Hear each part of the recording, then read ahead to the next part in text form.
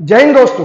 आज जो है हम आगे के जो वीडियोस हमारे बन रहे थे सेक्शन 17 हम पुराना वीडियो आपके लिए डाल चुके हैं। अब हम जो है कंटिंजेंट और वेस्टेड इंटरेस्ट आज समझेंगे। तो वेस्टेड इंटरेस्ट क्या होता है और कंटिंजेंट इंटरेस्ट क्या होता है, इसको हमें समझने के लिए बहुत आसान है। ये समझ लीजिए, आप अगर सेक्शन के पीछे भागेंगे तो आपको समझ नहीं आएगी बात। कुछ टेक्निकलिटीज होती है, कुछ पॉइंट्स निकाल लेते हैं, उससे आप लोगों को सेक्शन आसान हो जाता है। तो इसी के लिए जो है हम वेस्टेड इंटरेस्ट को जो है समझ लेते हैं और कंटिंजेंट को।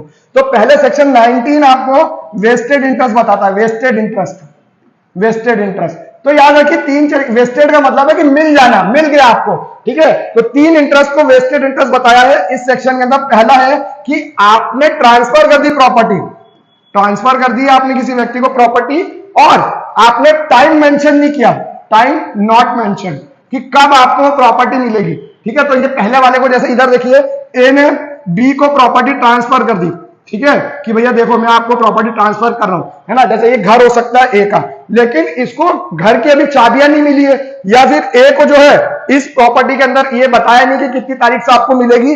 तो ए को ट्रांसफर तो हो चुकी है, लेकिन इसमें डेट्स वगैरह मेंशन नहीं है। तो बी को ट्रांसफर तो हो चुकी है, लेकिन बी का जो है डेट्स वगैरह मेंशन नहीं है। तो बी का यहाँ पर वेस्टेड इंटरेस्ट, यहाँ पर टाइम मेंशन नहीं है, पीरियड मेंशन नहीं किया आपने, ठीक है। दूसरे में आपको मिलता है फोर्थविथ। फोर्थविथ का मतलब क्या होता है कि तुरंत आपने उसको दे दिया, यानी जैसे ए ने बी को प्रॉपर्टी दी और उसी वक्त, जैसे एग्जांपल के तौर पे बाइक हो सकती है, तो बाइक जो है इसको बी को दे दी और इसके हाथ में बी के तो आ गई, अब ये फोर्थविथ इसको ट्रांसफर हो गई प्रॉपर्टी। और सी में है कि हैपनिंग ऑफ एन इवेंट, एक इवेंट हैपन होगी, हैपनिंग ऑफ इवेंट, कोई इवेंट है उसको, है ना, और वो इवेंट हैपन होगी तो तभी आपको जो है प्रॉपर्टी मिलेगी। जैसे ए ने बी को बोला कि आपकी शादी है, मैरिज, ठीक है, 10 दिन बाद मैरिज है आपकी, 10 दिन बाद, 10 डेज, ठीक है। अब ये होगा क्या कि 10 डेज बाद उनकी मैरिज है, फिक्स है, ये हैपनिंग ऑफ एन इवेंट है, यानी हम वो बात नहीं कर रहे कि शादी होगी नहीं होगी, वो नहीं, ये शादी है 10 दिन बाद। जैसे आपकी शादी होगी, आपको 12वें दिन जो है शादी के 12वें दिन आपको ये प्रॉपर्टी मिल जाएगी, और प्रॉपर्टी जो है इनको ट्रांसफर की जा रही है, ठीक है। तो ये भी जो है वेस्टेड इंटरेस्ट है। क्यों? क्योंकि ट्रांसफर हो चुकी है, लेकिन इसके अंदर हैपनिंग ऑफ एन इवेंट, ये इवेंट शादी होगी और ये इवेंट के बाद इनको मिल जाएगी। हैपनिंग में आप बहुत सारी चीज रखते हैं जो होना ही है, ठीक है। हैपनिंग का मतलब, जैसे एग्जांपल के तौर पे आप समझ लीजिए कि डेथ एक हैपनिंग है, ठीक है।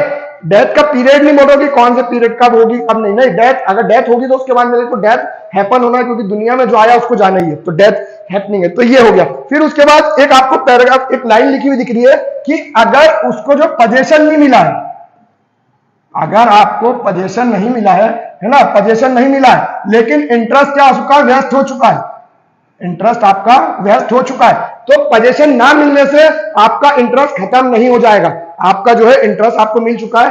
अब अगर आपका इंटरेस्ट वेस्ट हो चुका है, जैसे एग्जांपल के तौर पे सेक्शन 20 के अंदर आप देखिए, एक अनबॉर्न चाइल्ड के बारे में जो कंडीशन सेक्शन 13 में थी, अगर वो बॉर्न हो जाता है लाइव, जैसे वो बॉर्न हो गया, यानी उसका बर्थ हुआ, तो उसका इंटरेस्ट वेस्ट हो गया। अब उसको पोजीशन मिले नहीं मिले और उसके बाद वो मर गया, तो वो इंटरेस्ट उसके अंदर ही वेस्ट हो चुका है। अब उसके एलआर को जाएगा, जो अनबॉर्न जो पैदा हुआ है उसके एलआर को जाएगा, ठीक है। फिर एक एक्सप्लेनेशन दिखता है कि अगर आपने ये 4 काम किए हैं तो इससे कंटिंजेंट नहीं मानते, इंटरेस्ट को वेस्टेड ही है। जैसे एग्जांपल के तौर पे आपने पोस्टपोन कर दिया कुछ समय के लिए, पोस्टपोनमेंट, ठीक है। जैसे सेक्शन 14 के अंदर आपने लिखा था ना कि परपेचुइटी पोस्टपोन कर सकते हो ना, तो एंजॉयमेंट से आपने पोस्टपोन कर दिया कि आप एंजॉय नहीं कर सकते इतने समय तक, ठीक है। या सेक्शन 13 के हिसाब से आपने प्रायर इंटरेस्ट क्रिएट कर दिया, प्रायर इंटरेस्ट एक ही प्रॉपर्टी में, जैसे आपने देखा था सेक्शन 13 में कि आपको प्रायर इंटरेस्ट क्रिएट करना पड़ता है, उसके बाद जो है फिर अनबॉर्न को ट्रांसफर होता है, तो प्रायर इंटरेस्ट क्रिएट कर दिया, ठीक है।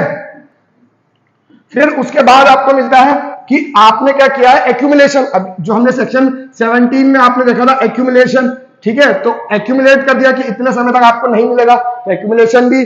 और लास्ट वाला है, ये सेक्शन 27 के लिए है कि अगर आपने ये काम नहीं किया और आपका जो ऐसा इवेंट नहीं होता और ये फेलियर हो जाता है, तो किसी और को चले जाएगा, तो इससे जो है, और आपने वो प्रॉपर्टी दे दी, तो सेक्शन 27 की चारों बातें आपको मिलती है, तो इससे जो है इंटरेस्ट वेस्टेड ही है, कंटिंजेंट नहीं हो जाता, ये एक्सप्लेनेशन के अंदर बात लिखी है।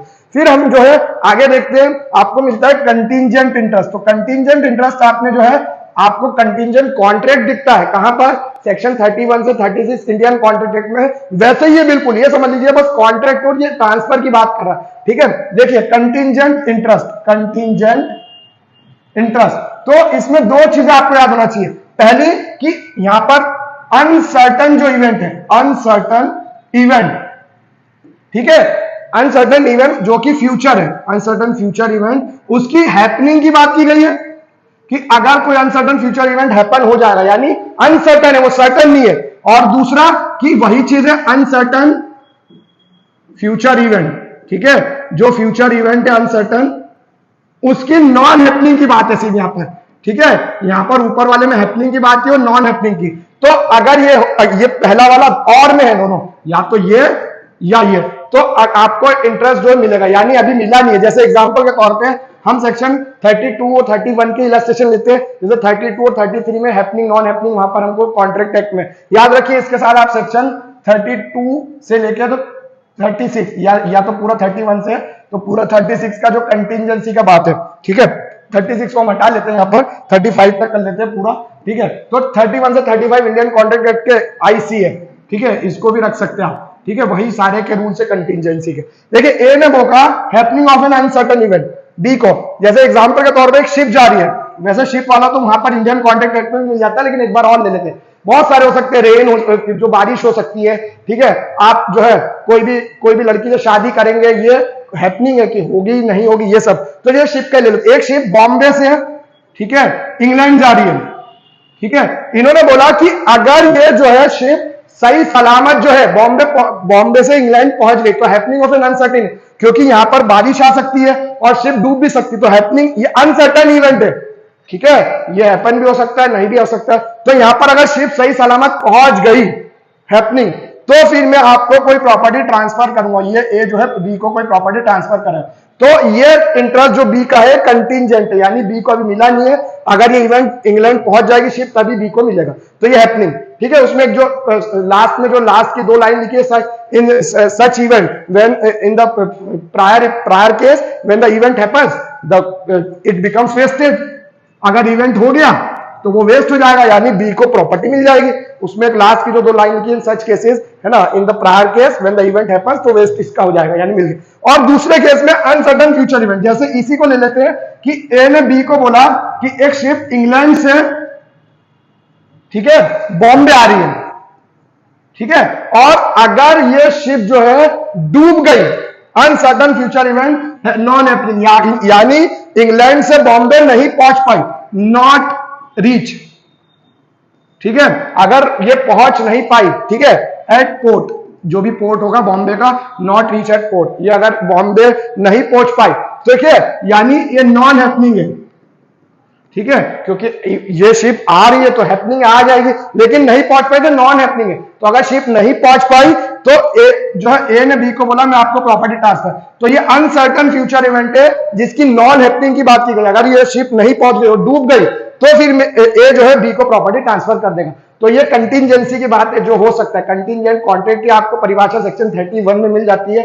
ठीक है, टू डू और नॉट टू डू, ठीक है, सर्टन इफ कोलेटरल इवेंट, ठीक है, हैपेंस और does not happen, uncertain future event, वो सेक्शन 31 में कॉन्ट्रैक्ट एक्ट में मिलती है, ठीक है। एक आपको नीचे एक एक्सेप्शन है उसका, वो लिखा हुआ है कि अगर आपने कोई व्यक्ति को प्रॉपर्टी ट्रांसफर, यहाँ पर अपन ने उसको जो प्रॉपर्टी दी है वो एक पर्टिकुलर एज पे मिलेगी, और उसकी इनकम हमने अभी से इनकम ऑफ प्रॉपर्टी जो है हमने उसको एटवांस दे दी, मतलब पर्टिकुलर एज पे उसको प्रॉपर्टी, लेकिन इनकम एटवांस हमने दे चुके हैं उसको। तो अगर इनकम आपने एटवांस दे दी उसको, तो ये समझ लीजिए कि ये जो है प्रॉपर्टी जो है इसके अंदर अब कंटिजेंसी नहीं रही, वो प्रॉपर्टी क्या हो चुकी है, वेस्टेड हो चुकी है, वेस्टेड हो गया। ये जो इंटरेस्ट है ये वेस्टेड हो गया, ये कंटिजेंट नहीं है, ये आपको लास्ट में ये एक्सेप्शन मिलता है। इसी के साथ हम आगे जो है वीडियो जारी रखेंगे। आप जो है हमारे वीडियोस को लाइक भी करिए और अपने फ्रेंड्स के साथ शेयर भी करिए अगर आपको सच एक एक पॉइंट जो है डिटेल में समझ आ रहा है। Thank you.